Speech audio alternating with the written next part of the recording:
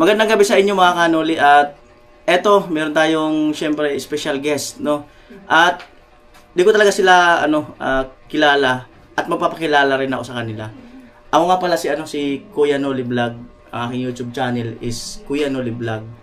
At ang aking content ay mga ganito. Mga magagandang dilag. Kaya, Naririnig niyo ba si Kuya Noli? Ay, hindi. diba? So, kasi nga nag-aaral sila. Ayan. Pwede bang magpakilala? Ikaw muna. Pakilala. Ako po si Angelica. Siya si Angelica. Angelica. Naka-black. Ikaw? Ako po si Andrea. Andrea. Magkambal kayo? Hindi po. Twin. Ambal nga, Ayan, so pero magkapatid. magkapatid. Sino ang ate? Ano po? Pangilan, kasunod lang. O, magpakilala ka. Ay, hello po, ako po si Miss Hazel. Nagpakilala So, talaga. hello guys, ako po si Kapakpak. Ayan nga, si Angelica. May channel po sila, Angelica and Kabugay. Ayun. Kapatid po sila ni Kabugay. Anak po silang dalawa ni Ate Badiday. Alright. Yun po. Ayan, at umpisahan na natin. Sige, ako na babahala dito. Si Pakpak na Kasi mag-umpisa. hindi masyadong familiar si Kuya Noli sa dalawa. So, ako na lang. Dahil na-interview ko din nung nakaraan si Angelica. So, lagot ka sa akin, Angelica. So, ayan. Napasama din natin ngayon nga si Eya kasi nakita din ni Kuya Noli sa, nag-news sa basketball. Sabi, uy, ang ganda.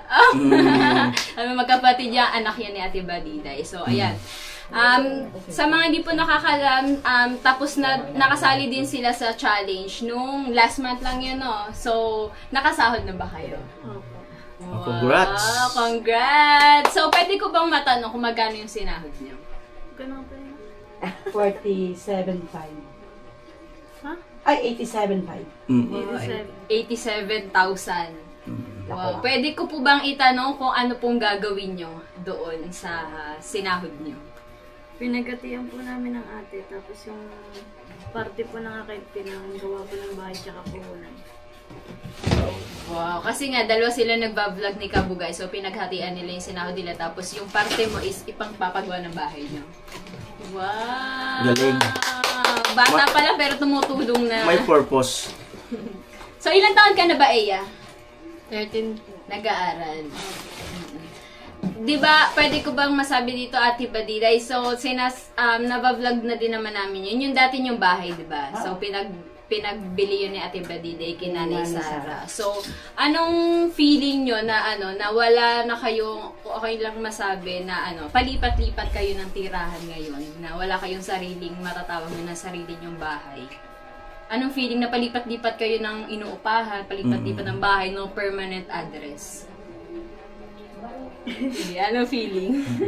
Mahirap po. Mahirap? Bakit mahirap?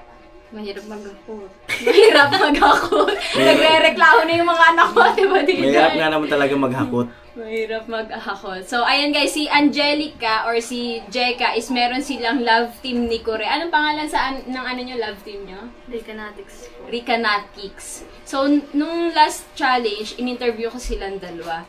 Tapos, bigla kong nagulat ako, may mga nababasa-basa ko, nawala na daw yung Recanatics. Opo. Okay lang bang matanong kung bakit nawala or nabuwag yung love team nyo na Recanatics? Kasi ang lakas nyo nun, grabe, sayang hindi nyo masyadong na-maximize yung, yung love team nyo. Ang daming sumusuporta sa inyo. So, bakit nawala? Hindi ko din po. Ayun! Ayun! Nagulat siya eh! Nawala yung monitor. Hindi mo alam? Bakit hindi mo alam? Kasi guys, si Kure, umamin siya nun sa vlog niyo na nanliligaw siya sa'yo. So, ano nangyari? Bigla pong tumigil.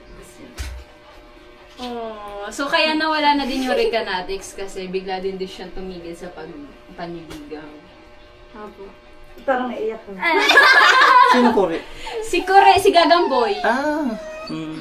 So, may idea ka ba kung bakit siya tumigil? Or may nagawa ka ba? Wala po. Bigla, as in, out of nowhere, bigla na lang tumigil siya sa panliligaw? Sabi po focus muna sa study. Ano ba yan, Kure? Simula mo, tapos sasabihin mo, focus sa studies. So, baka may hindi lang kayo pagkakaintindihan. Hindi ko po alam. Hindi mo ko din alam. So, anong feeling nung bigla siyang kasi pinayagan mo siya manligaw, pinakilala mo na nga siya sa nanay at tatay mo. Anong feeling nung bigla siya nag-stop sa panliligaw? Malungkot. Nalungkot ka? Kore, nalungkot si Angelica nung tumigil ka sa paliligaw. Bakit kasi? Itinigil mo. Ang lakas-lakas. Tsaka sayang, Kuya Noli, ang lakas ng mga vlog nila eh. Ang lakas ng vlog nila. Ang dami nilang supporters. May mga sponsors na nga din yung kanilang love team. Tapos bigla nilang tinigil.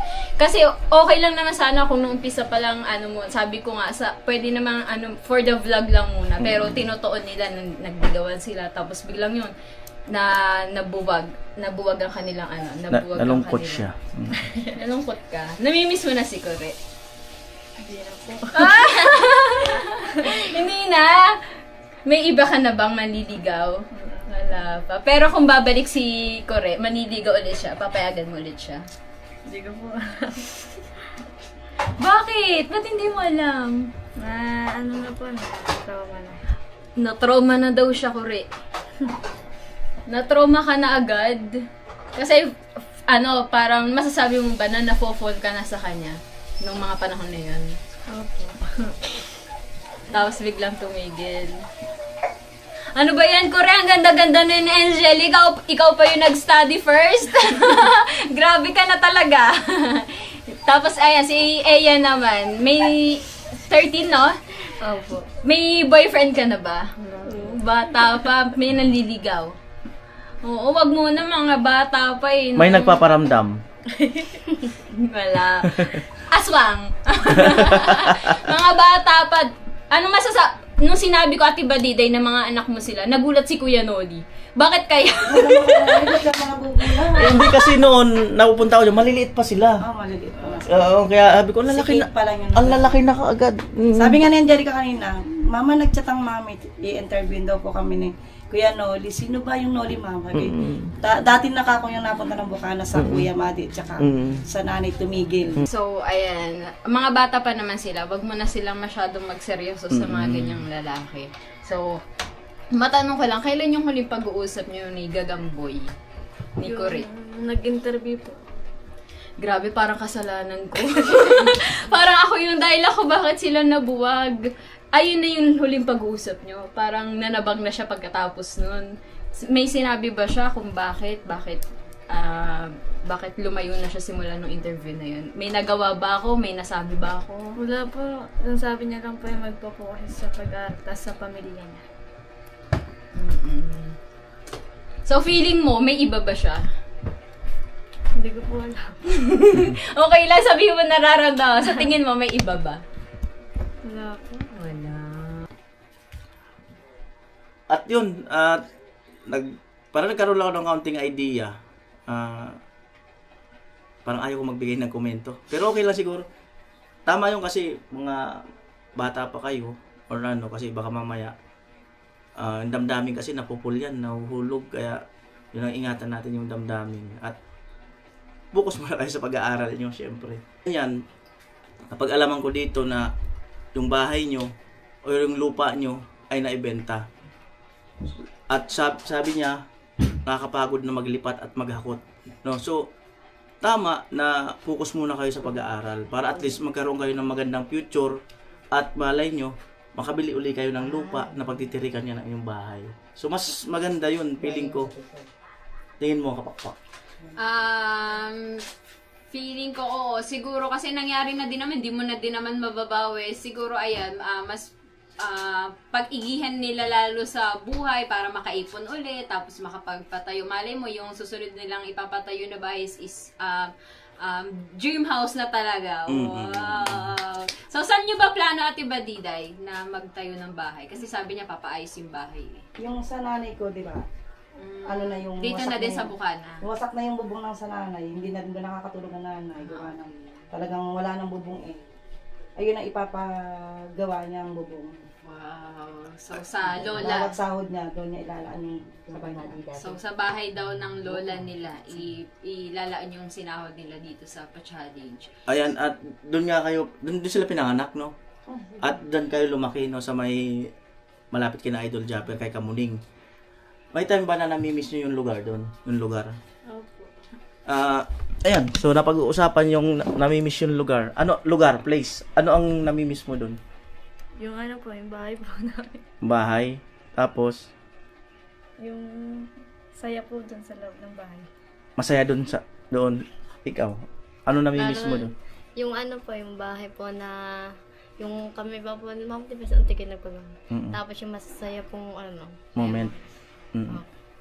May isip na kayo nung naibenta yung... Ngayon lang. bago lang. Ngayon lang nabenta siya. This year lang. Pasensya na kung napag-uusapan ka. Sorry. Hindi alam ano oh. Okay. Naisip nyo ba na someday, kung naibenta man natin yan, naisip nyo ba na someday, sa isip nyo na balang araw ririgalawang kita ng lupa at bahay? Kung hindi man, unti-unti na mapalitan. Opo. Paano mo naisip? Anong mga naiisip mo? Anong mga plano mo? Mm. Goal mo sa buhay? Makapagtapos po para mabigyan po sila ng magandang buhay.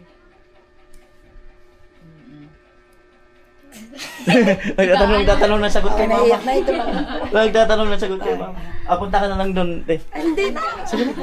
Sila lang. Dali natin pa Sige dito! lang, para mas mahabang sagot. Mahihayin, parang hindi vlogger Oo. Ayan. Tapos, Ikaw, ano naman gusto mo? Anong plano mo? Anong goal mo? Ano po, mapagawan po ng bahay ang mama sa paglaki ko po. mapagawan ng bahay. Opo. Yan. Ayaw sumama ni Ate Badiday eh. Mapagawan ng bahay. Umiiyak na siya sa background niya. Sa background eh. Ay, Ate Badiday, dito ka na. Mapagawan ng bahay. So, ayan. May nabago ba sa buhay niyo simula nung kasi 'di ba bago-bago lang ulit kayo nagbabalik sa vlog. So, anong nabago na sa buhay niyo ngayon simula nung bumalik ulit kayo sa pag-YouTube?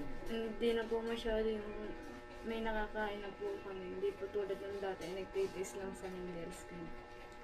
Mas parang medyo gumana po. Dati, ang karaniwan lang na pagkain yung noodles na. Magtitiis sa noodles. Di ba nagtitinda ng isda sila mama mo? Pati si papa mo.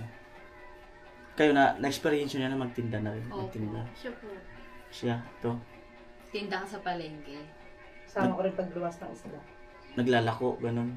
Hindi po na po sa truck po na biyahin. Tapos po, nabili po sa Malabon. Doon po bagsakan ng isda.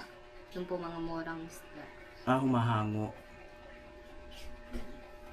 Minsan, di mo ba naisip na pamigay na lang yung isda? para maubos na agad. Ikaw, Eya, hindi mo ba naisip na dumating ba sa point na, kasi 'di ba, sabi nyo nga dati ba mahirap yung buhay nyo? Opo. So hindi ba dumating yung time na naisip nyo na na sana iba na lang yung mama at papa ko, sana hindi ganito sana yung buhay ko, masarap sana yung kinakain ko, mas ganda sana yung bahay ko, hindi mo naisip na ganun? Hindi po. Ikaw?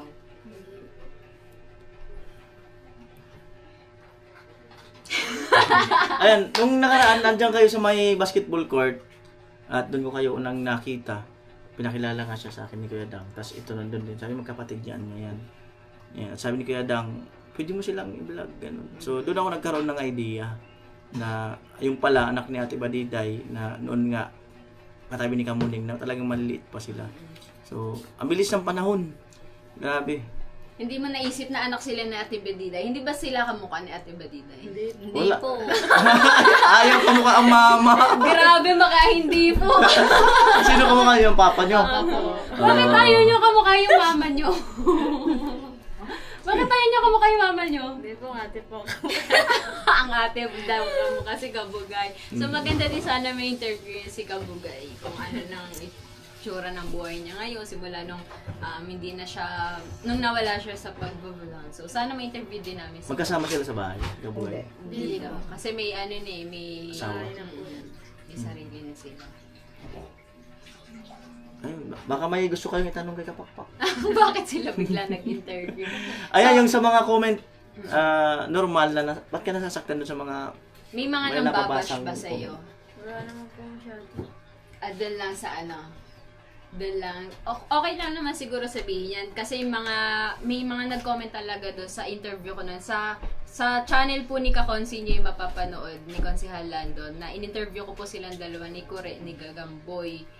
Doon yun sa Kubunuto, member ng Kubunuto eh. So, marami daw doon ng bash kay Kure. Siguro nasaktan. Siguro one of the reasons yun kung bakit siguro nanamlay nanabang na yung panliligaw si Kure, nanabang na kay kay Angelica. Siguro kasi nga bata pa, hindi pa mature yung pag-iisip. Hindi naman para i-down si Kure ha, pero normal lang naman kasi yun sa bata na hindi pa nila masyadong naiintindihan yung mga ganung bagay-bagay. So, may mga nang babash na hindi ayusin mo naman pananalita mo yung mga gano'n. Kasi sobrang mahiyain. Kasi first time ko lang naman nakita yung si Kure. So siguro, ayun nga, nahiya lang siguro si Kure. Kaya hindi siya nakapagsalita ng ayos. Siguro hindi siya sanay na may mga nang bash sa kanya. Kaya siguro yun, umagwat-agwat muna. Mali mo naman, babalik din siya. Malay mo pag nasa tamang edad na. Ay, mga ganun. Diba, yung nakita kayo nung childhood, tapos kapag nasa tamang edad, kayo pala talaga para sa isa't isa. Malay mo, yung sa ngayon hindi pa kayo tama, pero sa future magiging tama kayo. Yes. Malay mo ngayon, mali muna kayo. Malay na. Kinikilig ang nanay! Ang nanay ang kinikilig! At diba, Diday, anong feeling mo nung biglang tumigil sa panliligaw si Kore? Nalungkot din ako. Nalungkot? Nakita ko kasi si Angelica na masaya siya na pagkausap niya si Kure. Nalungkot? Sa video ko lagi kasi sila magka-video. Nalungkot ka nung tumigil siya? Nakita ko kasi laging malungkot si Angelica. Parang si Kuri pa yun ang busted kay Angelica. Hindi, wag niya naman, baka mas lalo naman dumami yung bashers ni Kuri.